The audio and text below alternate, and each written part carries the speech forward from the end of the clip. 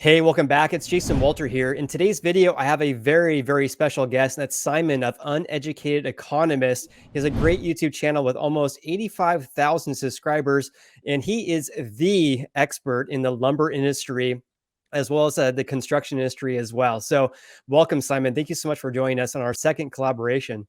Yeah, thank you, Jason, for inviting me on. It's really good to be here today. Thank you. Absolutely. Thank you so much for your time. And so, for those who are not familiar with your YouTube channel, gosh, I just saw we were just talking about offline. You have posted 900 videos on your channel, over 11 million views, which is astounding. So, I guess for people who Wow. are not familiar with you, can you briefly describe, what you do for a living and what your channel is all about?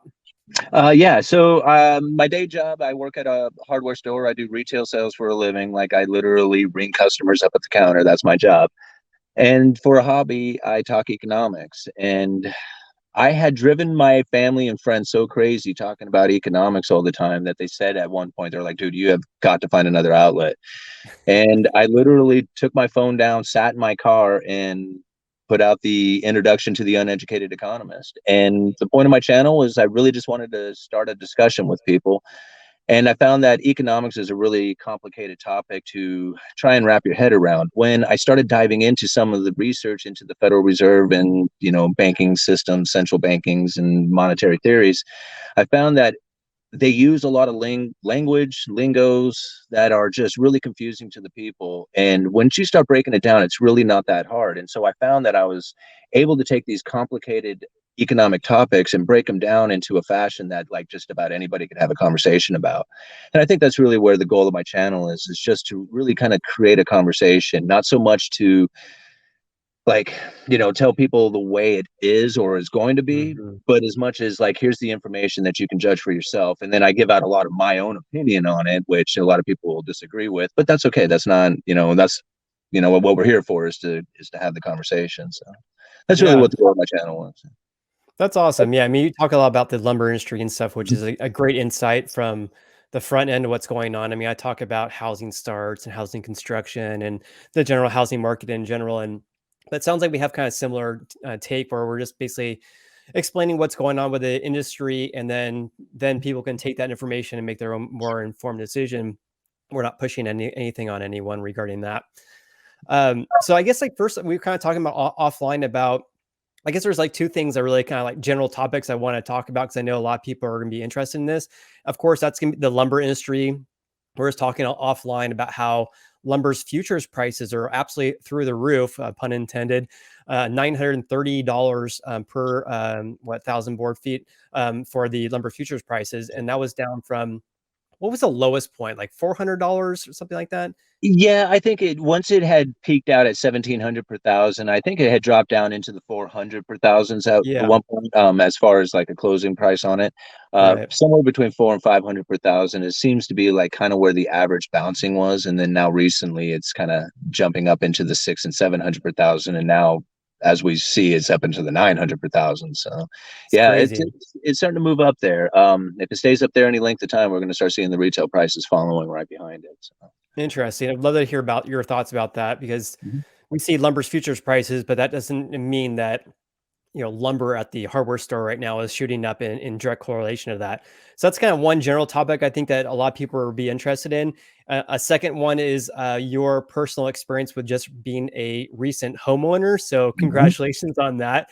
Thank you. Um, it sounded like you had a lot of issues with that, and I think it'd be interesting to hear your story because a lot of people who view my YouTube channel are people who are looking to buy a house potentially, whether it's this year, next year, 5 years, whatever. They just kind of want a general understanding about what it's like to buy a house, as well as like what's going on with the market now. And so I think it'd be great. I know you live in one town in the United States, but this is a common issue that people have where you were renting, and then you not figure out, oh my gosh, I was given notice, what the heck am I going to do?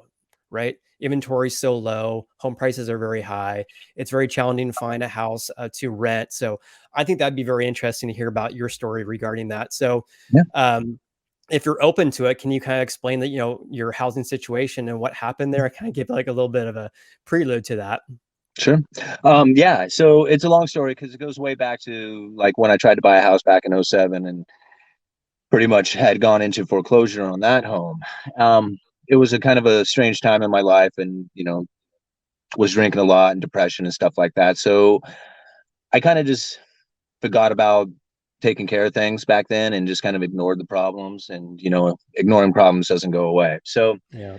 a little bit of time goes on, and I end up in Astoria in a house renting with a lot of debt. And that's pretty much when I started the YouTube channel as well.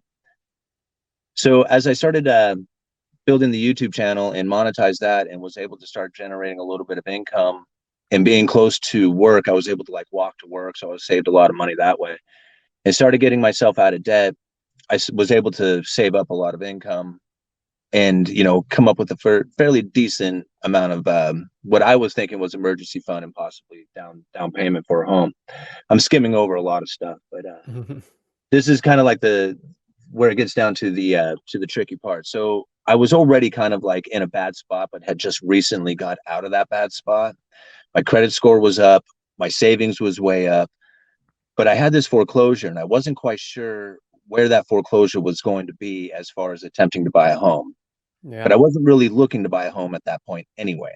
I was happy renting, I was building up my assets, I was out of debt, I was really cool.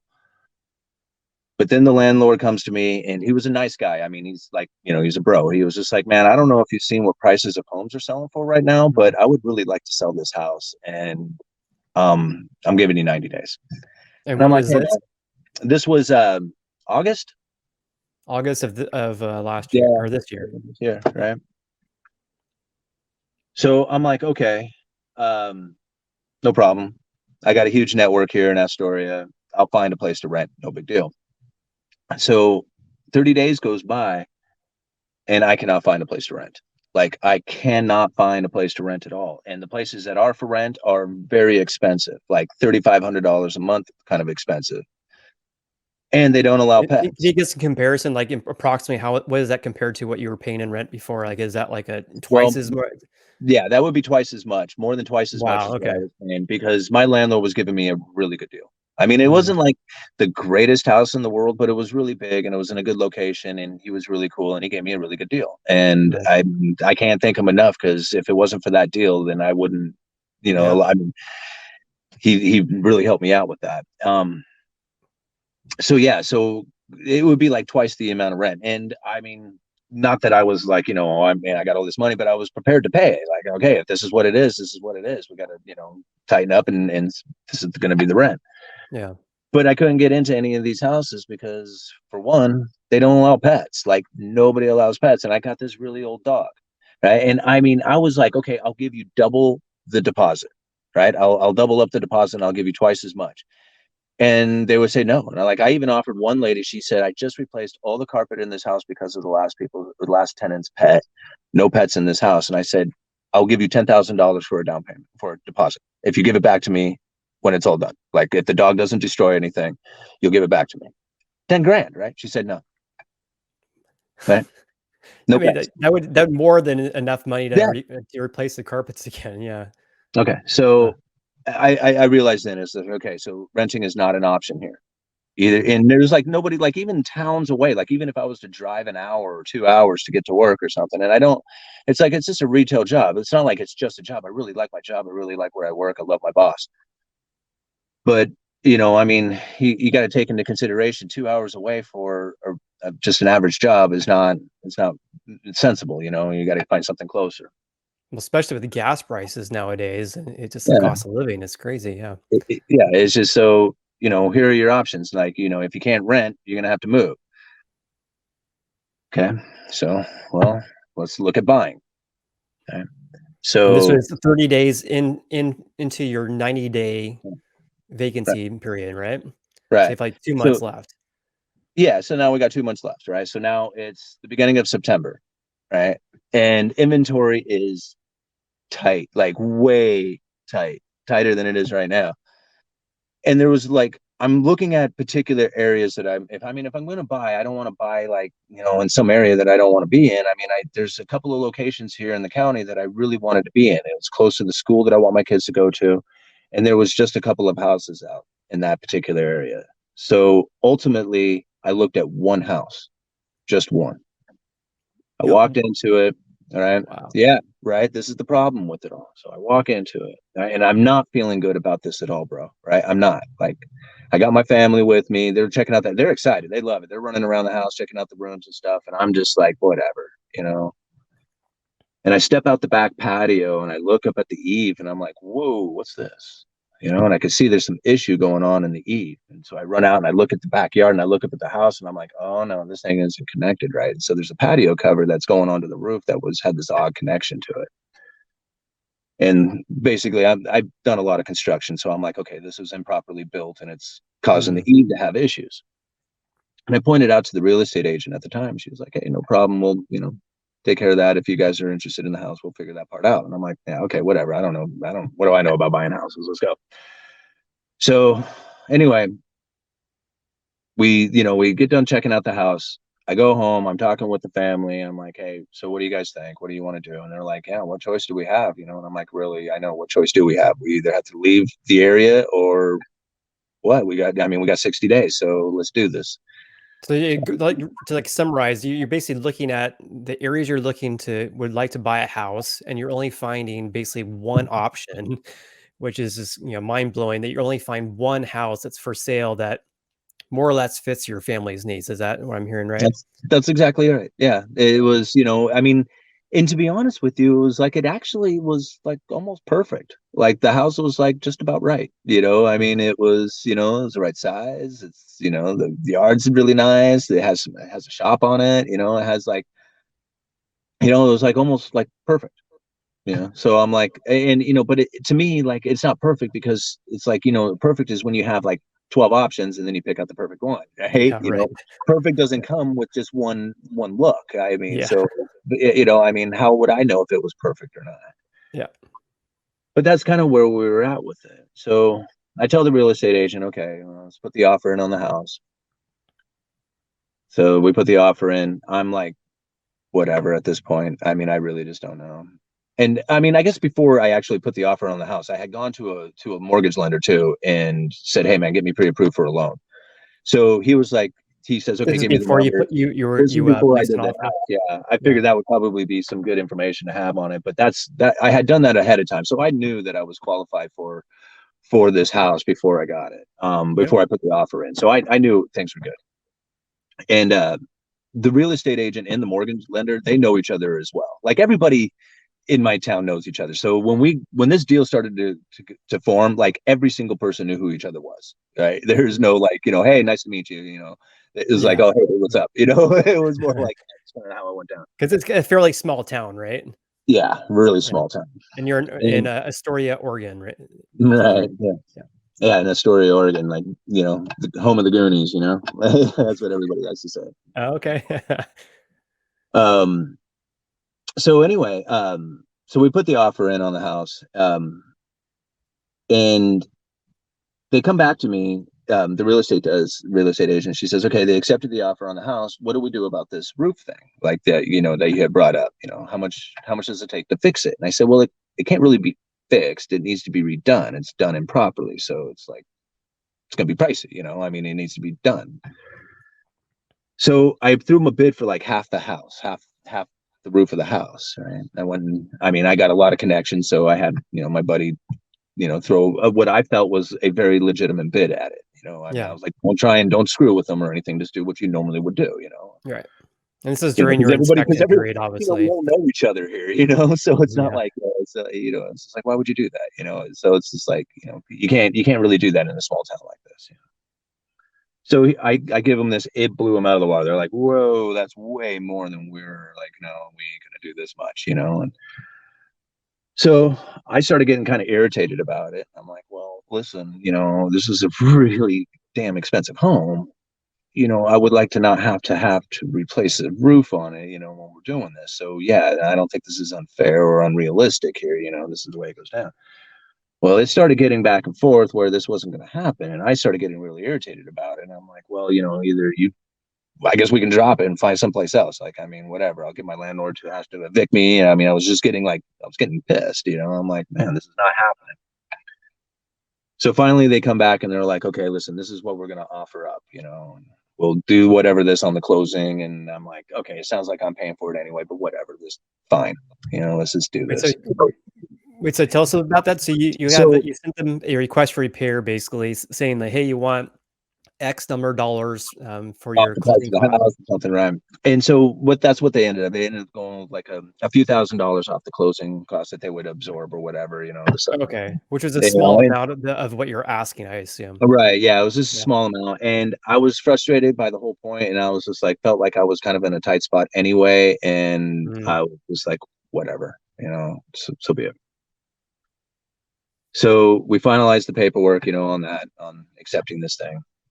And then the mortgage lender calls me up, and he was just like, bro, what happened with that John Day house? This is a house that I had purchased in the past that I had foreclosed on.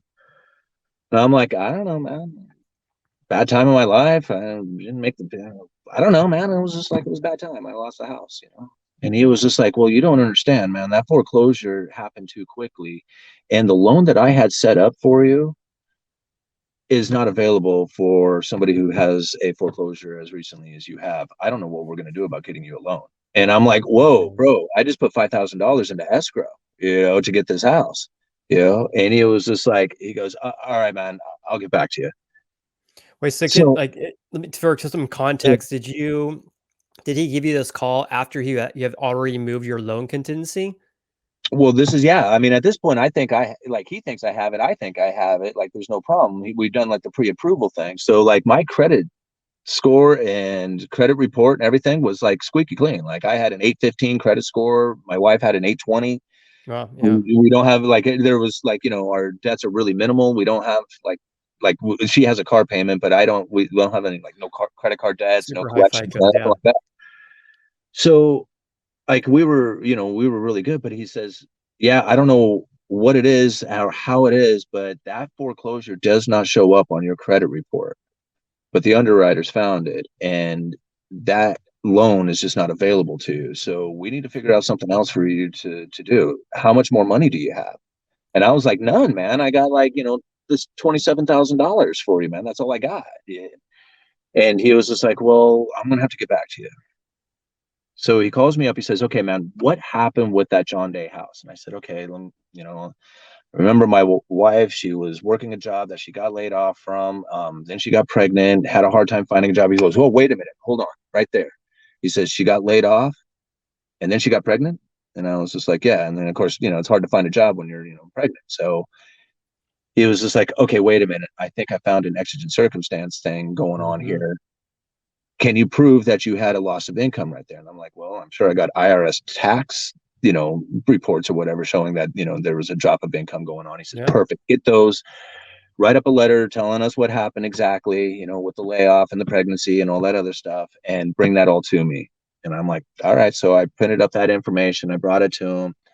He was like, okay, I found you a loan that it has, if you have this particular events taking place with this financial hardship during these times, and prove the loss of income like you have, we can get you in this, whatever, what do they call it? Extenuating circumstance or Yeah, however. sure. Yeah. Um, so that's what he says we have. And I'm like, okay.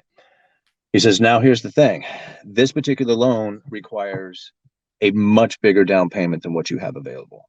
So this is And I'm you like, were, I'm guessing, moving from the FHA loan to a conventional loan, is that yes. right? Yeah. Okay. So you're moving from 3.5% down payment requirement to conventional. Sometimes you can get 5% down, but perhaps they're asking for more. But yeah, I guess tell us more here. Right. So yeah, it's asking for more and it's a lot more. And so I'm like, okay, all right. I said, I have a little bit more than that. I have $30,000. He says, nope, you're gonna need like, about $17,000 more than that. You know, Oh, and geez. I'm like, oh shit, man. I'm like, okay, hold on. So I go down and I have like a safe that I've been stuffing envelopes, and I didn't even know exactly how much I had. It was kind of just like my emergency fund. And I pull that box out and I hand it to my wife. I said, here, count that up. And I go onto my online banking accounts, like a PayPal account, my Venmo account and stuff. And I'm just seeing how much I happen to have in there. And I know there's not much. I mean, at least in most of them. But the PayPal account, I really don't touch. And it's tips that I have received from the viewers through all the Oh, years of doing these videos. Cool. Yeah. They've been sending me PayPal tips, and occasionally, like I'll take the family out to eat or something. But for the most part, the money just sits there. I don't do anything with it, Hmm. and there was a lot in there. And Wow, so that's awesome. I go and I say, okay. I asked my wife, I'm like, how much money do we have? She says, you got 8 grand in cash. And I'm like, okay, I have $5,000 in PayPal. So I'm still $4,000 short. And I call up the real estate agent. I said, bro, dude, I'm close, man. I mean, I got this $8,000 in cash. I got the $5,000 in PayPal. I got the $30,000. And he was just like, well, you need four. He goes, wait a minute, 4 grand, that closing cost. I can use that. Hold on, man. I'll get back to you. So somehow, after bitching about the roof and getting them to drop the price on that roof, he was able to adjust the loan or something, and then use that $4,000 from the what the sellers were going to absorb in the closing Use cost. the credit. Uh, Yeah. yeah, use that as some sort of credit onto the down, and was able to use that as far as the down payment goes, and said, "Man, I got this for you." I don't. Holy shit! Like, are you Wow. serious? It was like, yeah, and I'm like, oh man, Wow. how the hell did that happen? Like, I mean, it was like it took everything, like everything. Like, I didn't have like, and when I finally got the cashier's check, I think I had like $400 left in my account. Wow.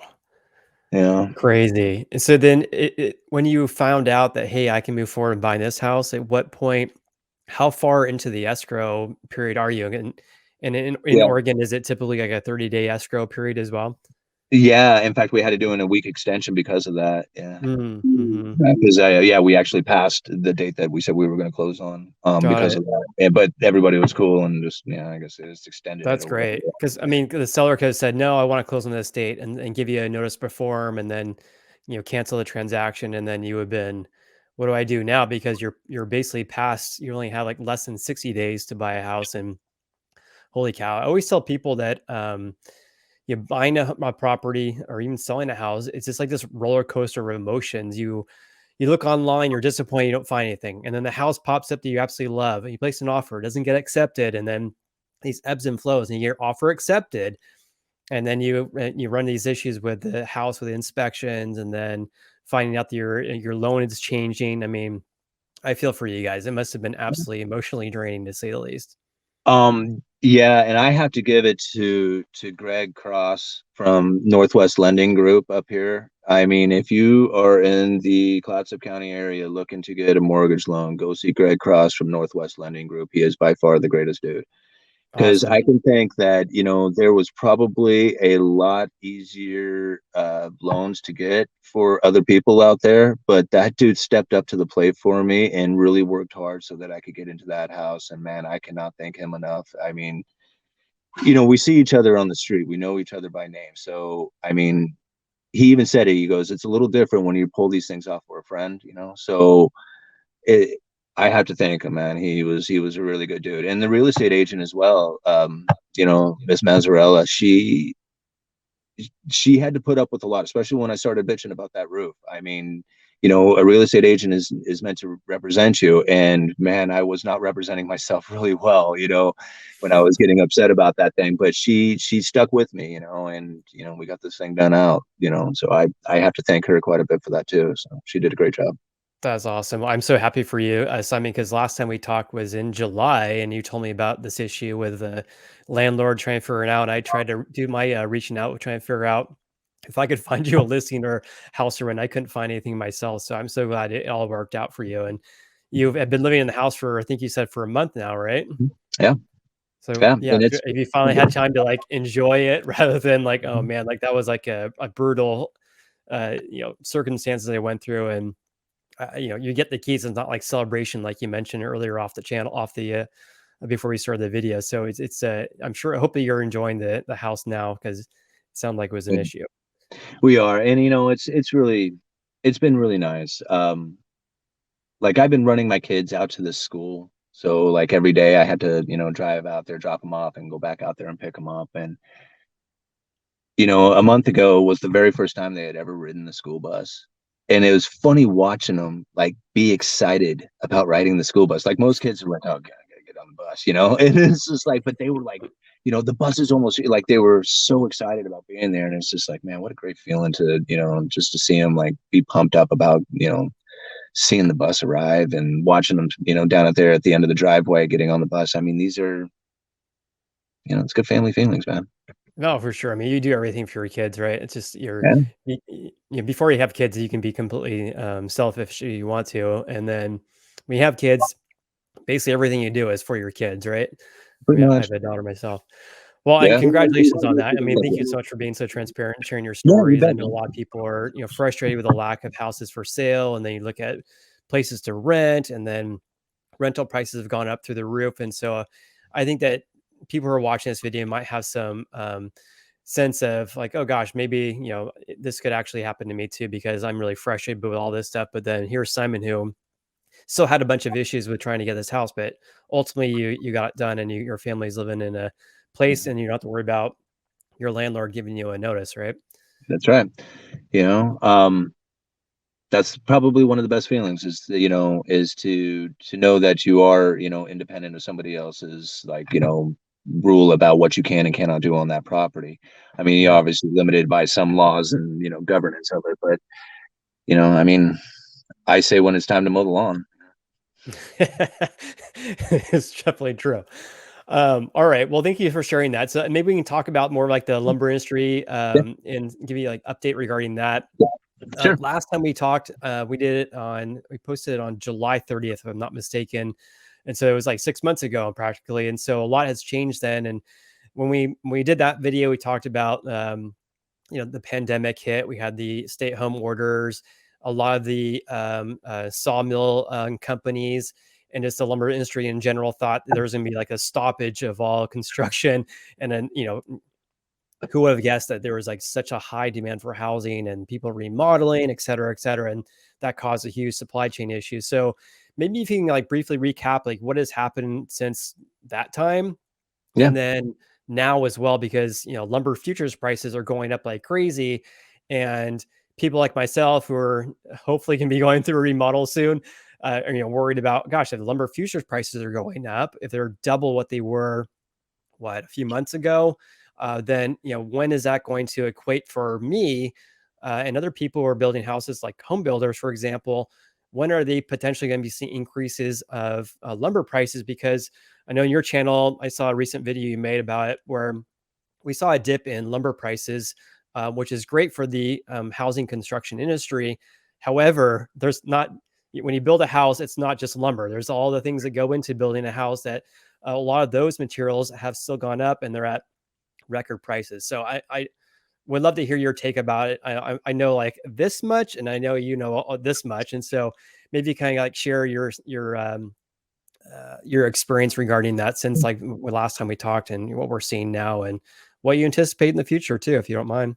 yeah, yeah, no problem. I mean, just to kind of reiterate it, just to let people know that I do work retail sales for a living. So when you go to buy a 2x4, I'm the guy you're talking to at the retail counter selling you that 2x4. But I also do a lot of special order sales. So when customers are looking for, like, say, doors, windows, special order siding, some trim work, stuff like that, I'm also the guy that they come to because that's pretty much my main job is to track down all those specialty items and get them into the store. Oh, okay. So yeah, and that's in really when it comes to like lumber yards and hardware stores, I mean, anybody can sell stuff that's sitting there, at the store. But if you can sell stuff that isn't there, that's really the key to it is to be able to do the special orders and to be able to sell those specialty items. Right. And like when we saw lumber prices moving, like we saw a shortage take place, like an actual shortage. The mills were depleted, the hubs were depleted, the lumber yards were depleted. There was hardly any inventory out there. And when that demand kicked in from the pandemic and the stimulus packages, that just wiped out the inventory. So when the production kicked back in, I mean, it picked up dramatically. I mean, there was even congressional hearings out there trying to figure out how come there was this lumber shortage out Yeah. there. Even though there was no like secret to the shutdowns of the mills or anything else. So it wasn't like, I mean, yeah, it was done on purpose, but it wasn't done on purpose to gouge the customer. It was done on purpose because of this pandemic. Now, if you want to go into the theories on that, that's something totally different. But that's pretty much what happened: is the mill shut down and they depleted the inventory. So the prices shot way up on that. After the inventory was replenished, then we saw the prices come back down to what would be something normal. I mean, we saw the 3 to 500 per thousand as opposed to 1,700 per thousand.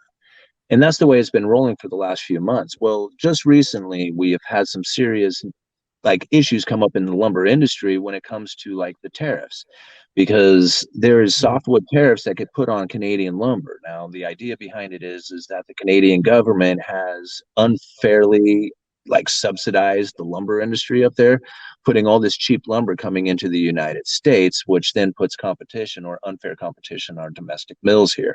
So that's kind of the idea behind the tariffs, is that to make up for these Canadian, subsidies that are going into the softwoods that are coming into the United States. The only problem with that I see with it is that it causes the price of this lumber to go through the roof, right? So now here we are going back up to 900 per thousand again. Now this is in the futures market. It's not like set in stone that that's what the lumber prices are going to be, because that contract doesn't close until January 15th. So until January 15th takes place, we're not going to know exactly where the lumber futures are going to close at. But that does say, like, this number, this 900 per thousand, does talk a lot about what the mills are selling their lumber for at right now, which is starting to come up to that number, is that 900 per thousand. So the lumber is starting to get very expensive again. Wait, can we So back up just a little yeah, bit? Sorry. So, like the tariffs. I thought the tariffs were, something that we've been had for a while. So, is it like a new tariff, or did they increase the amount, or can you kind of give us a background regarding that? yeah, these okay. So these tariffs that are on this Canadian softwood that's coming in, this is something that has been a dispute on that border for like Long decades time. now. I mean, it goes on and on. I mean, when I started going into like research to try to figure out when this started, there is like it started a long time ago. Hmm. So, it seems that every few years or so that this tariff issue starts kicking up again, and I have to really question the the reasonings behind it, because the whole idea behind this tariff is because of this unfair advantage that it puts on this Canadian softwood. Due to price. And Yeah. yeah, on the price, right? And so it hurts our domestic mills. Well, if you go and you do some research from like a few years back, you'll find that a lot of Canadian mills have set up shop down in the southern part of the United States. And so Mm. now here are these huge Canadian mill operators who are operating here in the United States cutting domestic lumber. So I have to wonder, these tariffs that are hurting the Canadian, softwood imports, are they really hurting the Canadian mills, seeing as how they're operating here at 900 per thousand?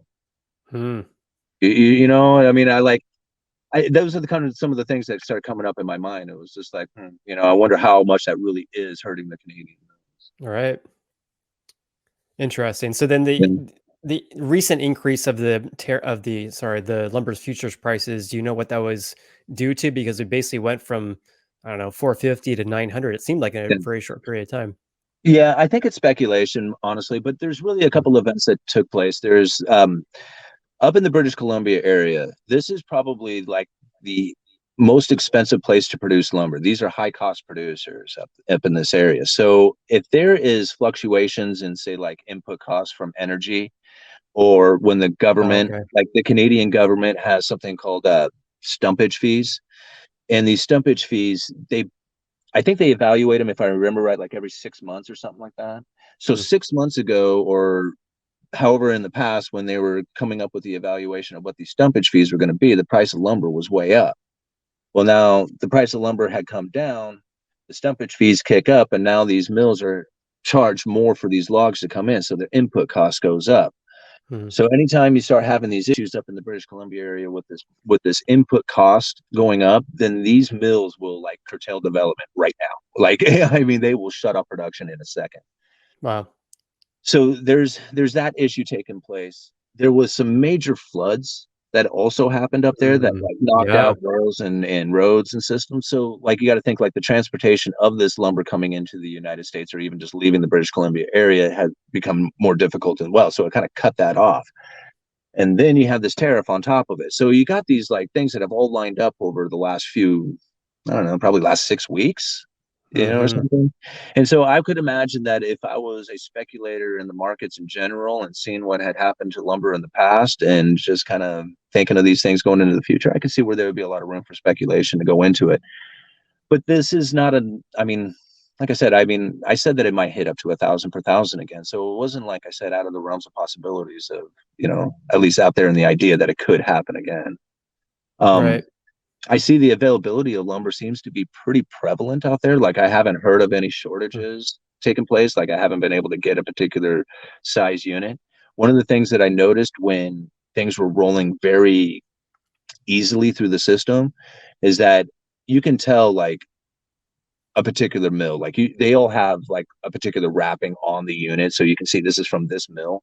Mm. And when things were like really tight and there was like hardly any inventory out there, my lumber yard was full of like all these miscellaneous mills. Like there was like 30 different mill wrappings in my yard. I was like, man, why is there so many different ones here? And then you see like as the things start to flow easily again, all of a sudden all the wrappers are the same mill. Yeah. And then when things start to tighten up again, all of a sudden now you have like this hodgepodge mills again. So I kind of keep an eye out for like odd mills coming through the yard, like ones I'd never seen before or rarely see. And that kind of tells me like there might be like some issues with the distribution network, like trying to source out material from other Mm. places to try and get it to these distant locations. Cause I'm out here on the coast. Like Portland's a hub. So it's like, it's easy to get material there, but then to get it out to the coast might take a little bit more So you don't think effort. that's a supply issue then? If I Mhm. was first thing I thought was like price and then also like supply issue. If you have one large supplier and they have a ton of wood coming in, they give you a good deal, like just order from that one sawmill or whatever. But if you're seeing like, a wide range of prices and then one mill has like a part of what you want and their mill has another part, then I would think you see it as like hodgepodge of a whole bunch of different like stickers, as you put it. So, yeah, is that not the case? That's pretty much no. That's a probably a fairly accurate way of looking at it. Mm. Like I kind of imagine, like there was a time when I would see Interfor. Interfor is like a huge mill, and they have mills all over Canada and the United States. And I kind of envision because there was one time that I looked at my yard, and every single unit in the entire yard had an Interfor wrapper on it. Every one of them. Wow. And I just kind of envision like these trains and trucks of like a steady flow of Interfor wrap, like just flowing into like this particular area. Like you couldn't get anything else in there because there was so much flowing in. And so that's kind of Yeah. how I envision it. Cause like, how else did we end up with all the exact same mill? Yeah, right. And so we're up at like 9:30 for the Mhm, lumber futures prices. And so, for people who are looking to do a remodel job or whatever, or want to build like a garden box in their backyard, and are we seeing it, or are you seeing an increase in at the retail level where the consumers buying the lumber? Are you seeing an increase in prices there? And then if not, then when would we anticipate an increase in these prices since they've increased so much? So, well, mhm. since lumber futures prices have increased so much lately. Yeah. If we continue on at the pace we have been for the last week or so, I would imagine that you're going to start seeing the retail prices moving up in the next couple of weeks to a month. Mm, It takes some time for it to reflect because you got to think it's got to, these prices, they have to work their way through the distribution network. So you have to have like the buyers pick it up and then they send it to the distributors who end up getting into the retailers who get it through the line. Now, with that being said, a lot of yards and different people will adjust their prices to market so that, yeah, they would every day you they'd call in, increase it, right? You can't right? do it They on the will, opposite end, on the other side of it coin, but you can do it yeah, makes yeah, sense. It's well, not like you're like wanna unload all this cheap lumber so you can buy more expensive lumber and sell it for a higher price. You just raise right, the prices on the lumber, right? right. You You raise have the price on the lumber. Well, you kind of go into replacement cost of it, and that's kind of where you have to end up being on it. It's one thing to when the prices are moving like normally, it's not a big deal because it's like you can kind of just make up the difference in the price increases as it yeah. goes up. Like if you happen to miss out, it's like okay, so you lose 50 cents a sheet on a sheet of plywood, no big deal. But when they were moving extremely fast, yeah, then it was a big deal because like you were buying it for one price and then like 2 weeks later it was going for almost twice that price again. So if you didn't sell it for twice that price, your customer would come in and all of a sudden you're charging them way more than what they had just experienced on the last one. So you have to increase it as it goes, or else there's these huge shocks to the system, Right. and customers get really irritated with you and like, man, I just because so you have to move it up as it goes. And then a lot of people will say, well, we'll just hold the prices up when the prices drop. Well, that's really difficult for competition because, there's other lumber yards around here Mm, and it only takes just a few dollars difference and they will drive to go get those few dollars difference. And if you try to hold on to that price and try and get that price, you will end up losing out even more because the competition has already gone through theirs and now are picking up cheaper plywood or lumber. So mm. you have to be in competition. There is no other choice in the matter. And But if how you do you don't, know, like, what the other lumber yards are charging? Do you, like, just you have, when like, you stop spies selling, going into a lumber yard and figure out, like, what they're asking for, or you call them and yeah. they're transparent, or what? I've called my buddy Dirk, who works over at the far end lumberyard. I call him up. Hey, dude, Simon, what's up? Hey, man, how much are you charging for your 2x4s right now? Okay. I'll straight up ask him, and he'll Yeah. straight up ask me, and I mean, we don't like, Okay. how this, I was like, okay, that's what I thought. Some dude was trying to tell me is you're doing 250. That's bullshit. And he was like, yeah, I know 250 here, I mean, it's just like, I mean, we know each other. I mean, so it's not like, Okay. I mean, I worked with these guys in the past, so um, I've done that in the past. But for the most part, you kind of know. You just know, like I was like, man, how come I'm not selling sheets of plywood right now? It's like, oh man, I bet you we got to drop our prices down. I mean, so Interesting. yeah, you just know you have to. I mean, it's just like some people won't. Like if you're an isolated yard, which we're not. I mean, we got other places around, but if you're an isolated yard, I've heard of those guys gouging for a while, like keep the prices elevated because you have to drive. So they'll just keep the prices up to the point that you won't drive away from them. Hmm. And, but once it gets to the point where it becomes affordable to drive away to go get it, then they'll start dropping their prices down. Yeah, interesting. I can see in those more desolate areas where you're kind of, like, stuck. I mean, it's like if you have, like, one hardware store or one nursery, then they're not very motivated by giving you the best deal because they're the only, company in town. Mhm. Yeah. So, And then for like the lumber exact price. opposite works in like other Sorry, what'd areas. you say? I say Can you the repeat that? exact opposite works in other areas. That's why you find like people will come to my yard who are like from the Portland area, and they have a little bit of harder time doing business with us because they're not used to trying to deal with somebody who's like out here on the coast. Like, Hmm. they're like, hey, I need a glue lamp beam, and they'll be like, yeah, no problem. I have one here on Friday. They're like, no, I need one in like an hour. And it's Mm, like, oh no, you don't get one in an hour here. You get one in a few days. makes And sense. that's the difference in like the experience that they have going from like a place where it's like readily available to then you come to outer locations and then you can get to some really isolated locations. Okay, that makes sense. So for, prices at lumber, or the lumber prices you have in your yard now, where are they at compared to, like, the normal and versus, like, when we're at our peak level and then, not just lumber, but, all materials related to, I know you know a little bit about, construction industry in general about prices for everything. So maybe you can just give us a little brief background about, what we're seeing right now for prices for everything. Because of course Sure. that relates to Yeah. housing starts and everything. Right. Absolutely. Framing lumber. Now is a good time to be picking up framing lumber. Especially if you are going to be doing a project here in the next month or so, definitely. Is now is a good time to pick it up. Uh, I feel that the lumber prices are probably going to go up from here. I just don't imagine them going up to anything significantly high like what we had experienced in the past. So to kind of give you an idea, normally a 2x4 for years, like I mean, I've been working lumberyard since I was 16 years old. Mm. So like normally a 2x4 would sell for somewhere around 2.5 to say $3.5. Oh geez, As yeah. of recently, you're more into like the $4 to $4.5. Okay, so that would be like a typical 2x4 8 foot price. So A sheet of double plywood, pre-COVID then basically. yeah. So this is like, well, I mean, you got to think like, I mean, there was a time back in the day when you could pick up 2x4s for like 50 cents or something like that. So like, it's like $2.5 to $3.5 would be somewhat, I would imagine, like a decade long average price. Okay. Then when COVID hit and the prices went up to 1,700 per thousand, we were really retailing 2x4s for $13.50. That's So crazy. like Wow. ungodly high. when things crashed after the 1700 per thousand, it dropped back down to 350 or whatever, the 400 per thousand.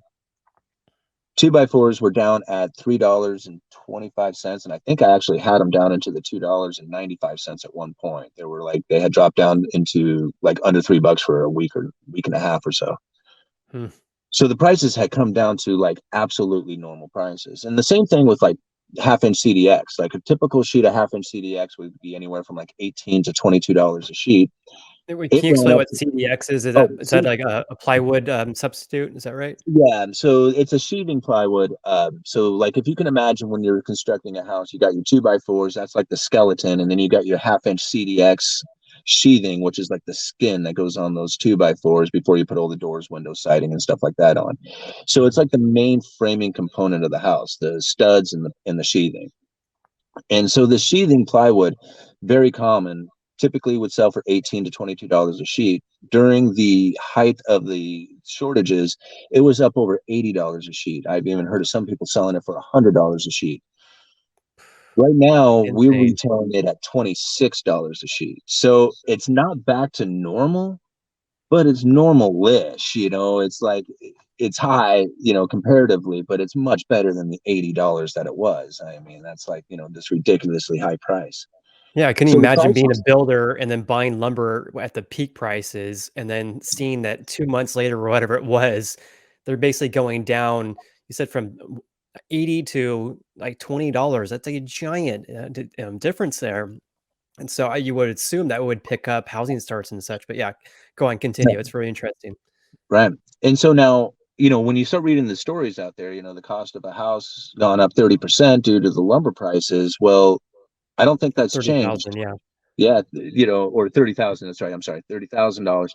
I don't think that's changed a whole lot, even though the lumber prices have come down, just for the Mm, fact that everything else that's going into the house now has gone way up. And this is not something that I was really anticipating taking this long to fix because like I've been selling vinyl windows like for a long time. And I mean, I used to tell people, yeah, a vinyl window takes 2 weeks. I could get them in 10 days. Okay? So you place an order for a window. I mean, specialty size, just a mhm. regular average vinyl window, 10 days. Now it takes over 2 months. It's like 10 weeks to get one of these vinyl windows in. Like I used to sell them, say like a window that would be $150 now sells for like 280. I mean, Wow. the prices are like insanely different from what they were at one time. And That's the lead w times, I've seen that too in my house too, 'cause we're gonna be doing a remodel, and so, we were looking at a brand like those Milgard windows, and we talked to our window guy, and he said, "Yeah, no problem, just let us know what windows, style you want, we'll get the measurements," because our turnaround time on these, for whatever reason, is like maybe like 18 days, like 2 weeks, maybe 3 weeks. Whereas other brands were like, 3 months. We're like, "Why in the world is Milgard so fast right now?" So like, and then like they're telling us, "Oh, you don't have to really rush on this." And so we kind of like, they had to measure the windows and measure it twice. Then when it came time to like, okay, we're interested in doing this, they said, "Oh, now actually the turnaround times is now until February." And so it went from 2 to 3 weeks to 2 to 3 months, like, just like that. And so, just like, I don't even know what's going on. Like, it's super frustrating. yeah, So you're seeing your turnaround times for Windows, you have, like, 2 months, basically. yeah, basically it's the same thing that's taking place there. And and I found that like when it first started taking place, it was frustrating builders. And things were not going well for them. They were losing out on money. But I feel that they're starting to adapt to the changes of how this is working. Like I have builders now coming in with blueprints and saying this is the house that we're doing. We need to order these windows now. We're going to do the foundation next week. I've never ordered windows before foundation was in before. Like that Mm, was something that I like no. Like normally you wait till the framing is started and you measure like to make sure that you frame the windows appropriately and that nobody changed anything. right, But to yeah. order one, that's I mean that's pretty typical that you would do that, but you can't do that now if you want the project to continue down the road because if you wait for the Mm, framing, then you're going to be so far down the road after the framing is done by the time you get the windows in that it's going to take forever to get this project done.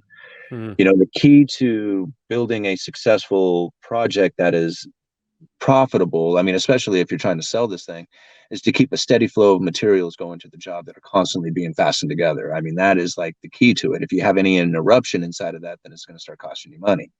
Right. So this is where like the I feel that the builders are really starting to adapt to the situation, is that they're making sure that they have their stuff ordered ahead of time, and I noticed at least the ones that were talking with me to double check their accuracy on it as well, because there's no change. Like, you screw this up and there is no fixing it. I mean, there's like, you can't just say, hey, put a rush order on. There is no rush order. You can't do it, you know?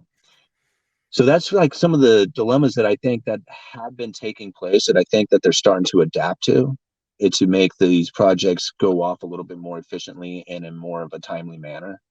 Yeah. Um, anytime you can do that, you can save money. So that might save some of what is going on as far as the added cost going into homes right now. That might help out as far as alleviate some of that, kind of pain.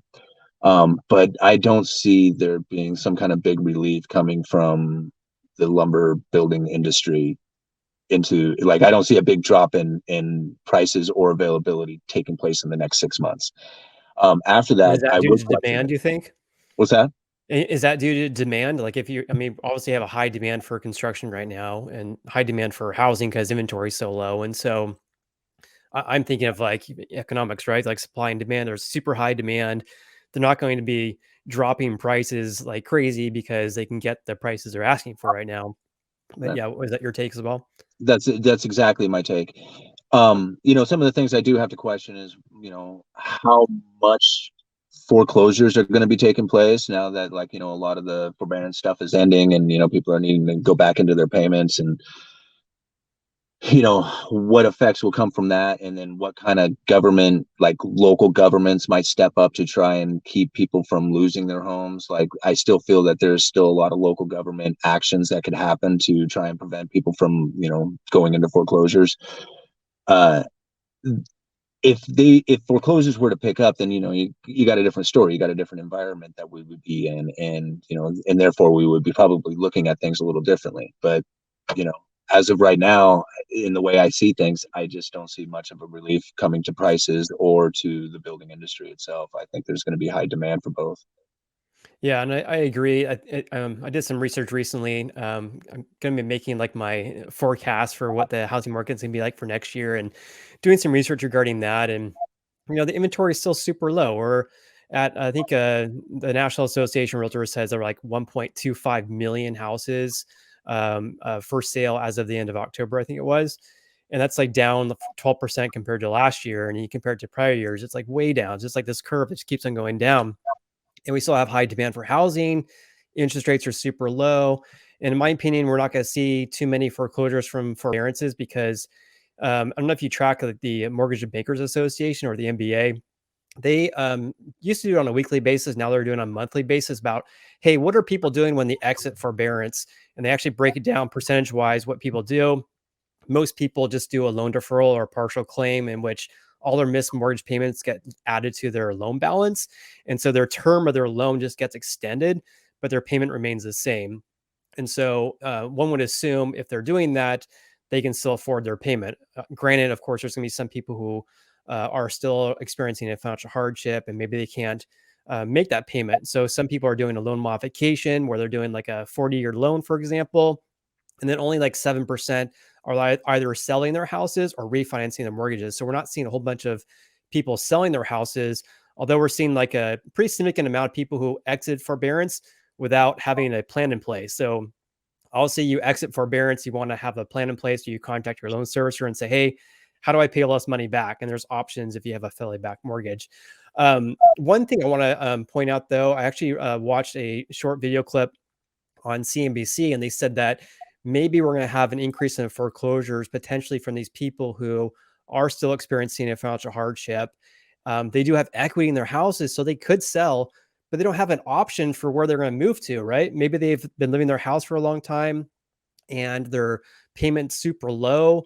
And they're looking at, okay, so well, I can sell my house, buy a new one, but the home prices are so high. So even though rates are so low right now, my housing payment's going to shoot up. I can't afford that. Or I can go and rent a place, but as we all know, rental prices have gone up greatly as well. And so either way, they're screwed, right? They can sell their house and then rent, but they're going to be paying this crazy amount, and so they might have to relocate or whatever. And so we might see potentially something I just because of that video, I thought, wow, that's actually kind of a good point. Really didn't think about people who can't afford to basically move, even though they have equity in their houses. What are they going to do? Are they going to wait it out until like, their house is going to foreclose in like 2 months and then they're going to sell? They're just buying time or what? So it's kind of interesting concept and sad, of course, too. Well, and that's something that I had to think about. Like, if you're in an area, like people might think, man, look at how much my house went up to and look how much it's worth. But you might be in an area like me where you're going through gentrification, where there's a lot of like outside money coming in and changing the whole Hmm. area and the way things are looking and behaving here. Where even if you were to find another house, can you continue to live there? I mean, can you even, afford to I mean, are you going to be able to keep your job and stuff like that? So, like, a lot of people say just move, but it's not easy just to move. Like, you might have to move and move completely away, like from everywhere that you had ever anticipated being, and so it's just like, worried about your friends and network and everything you got. So you have to set up a new job, you have to set up all this stuff. So, like, yeah, it's not as easy just to say, yeah, I'll sell my house and take the equity and move. I mean, for a lot of people, that is easy to do. For other people, it would be almost impossible. Yeah. But Not then everyone works from home, right? right. And a lot of people, I think, were a little bit misunderstanding of what they were doing when they went into this forbearance because they just quit making their payments altogether. But now the servicer went and paid their, taxes and insurance for them, and now they need to pay that payment too. Yeah. And I don't think a lot of them were quite realizing that. What do you mean? I just can't go back to paying my 850 a month again? It was just like, well, you got your 850, but then you got all this taxes and insurance you failed to pay for the last 2 years or whatever it is, and you got to start making those payments as well. And people don't realize that their payments are going to go up from that, just in general. Yeah. So, um, what's going to come from that foreclosure? I still am questioning. Like, I mean, I don't think it's going to be a big deal. Like, this wave of foreclosures that wipes out the housing. I don't think that's going to take place, but I do feel that it's probably going to put some strain on some areas and on some people for a while. So that might like disturb the housing market for a while, but I don't think it's going to do anything like devastating. Yeah. Yeah, I agree. I think I think we've had about almost 8 million people who have entered forbearance, but we only have 1 million left. I mean, Yeah. that goes to show there's been like maybe like around 7 million people who have exited forbearance, and look what home prices have done, and inventory is still super low. And some people say, oh well, the 1 million people who are in forbearance, those are the people that really need it, and those are the people who are going to be foreclosing when they exit. But the truth of the matter is, no one knows. I mean, because when you enter into a forbearance or contact your loan servicer. And thanks to the CARES Act, you don't have to provide any documentation that shows you are having a financial hardship. You basically say, I want to enter into a forbearance because I can't pay my mortgage payment anymore. I'm having a financial hardship, but you don't have to prove that. And so, of course, there has to be some people who are using this as a crutch, even though they don't need it. But there's, of course, going to be some people who still do need it. So, but it's impossible to know what percentage of that is. So, right. No. And I just kind of go a lot off of what I, feel and hear from the people out there. Hmm. You know, uh, Especially when it comes to like, people who I hear about buying a new house like myself, and it was just like, I think about all like the amount of stuff that I had to go through in order to get this house. It was just like, man, you damn near better want this thing if you're going to do this. It's not like here, just willy nilly a house like I got the first time. I Yeah. mean, it was like a joke getting it the first house. I mean, they just basically handed it to me. I'm like, here you go for it, kid. And it was like no wonder why I lost it. This time, I mean, it was so hard to go into this thing to get it, and so I kind of think like, okay, I was in a pretty hard situation on this house, but the competition for homes is pretty fierce out there. I can only assume that the people who are actually getting these loans are probably fairly qualified, individuals. So like even if we do go into like some hard times, it's not like, like the first time where it was just like, Yeah. you really weren't prepared to buy a house. Now they have people like really who are pretty much in a better position to actually be a homeowner than as opposed to just like, here, go for it. Totally true. I mean, yeah, comparing like '08 to now is like comparing apples to oranges, where back in the 2007-ish, that time period, there was what's called a first payment default where people bought their houses and they couldn't even afford their first mortgage payment. So they defaulted on their mortgage. It's like, what in the world? Like, why did they even give these people a mortgage? It's basically if you can like breathe into a mirror and show that you have like a fog, then you basically got approved. Whereas now, at least in my market too, we're seeing a lot of people who have a lot of money putting down payment down. So 20% plus down payments, and they'll have a 30-year fixed rate mortgage. There's a lot more underwriting involved now. It's a lot more strict than it used to be compared to back in the day where you put like barely anything down. You couldn't even afford the payment because you didn't have to even provide any proof that you're actually make the income you're stating. And so it's just, it's totally different where we're have like a much more healthy market in that regard because the people buying houses are basically are actually can qualify for them are putting more of like a significant down payment down compared to, you know, 20 years ago almost now. It's interesting. Yeah, and I think about that too. So like, I mean, I go on and, check the Zillow to see what my house has gone up over the last, month or whatever, and some ridiculous number, thousands of dollars. But I think like, okay, so if the housing market was to turn and the price of this house was to start falling, like, if I, as far as the market value of it, how far would it have to go before I actually go underwater? And because I put such a down payment on this, it would have to go down quite a bit. Like, I mean, I'm not saying that I wouldn't do it, but I'm just saying it would have to go quite a ways before I would go underwater on the house. The first house I bought, it was like underwater almost immediately. Like as soon as I bought it, Mhm. I didn't sell it for a Yeah. while, so it was like Yeah. driving a new car off a lot, it was like, I had a friend who would try to buy like 3 houses at the same time, and they didn't even catch that stuff back then. It's crazy. right. Yeah. Times are changed. Yeah.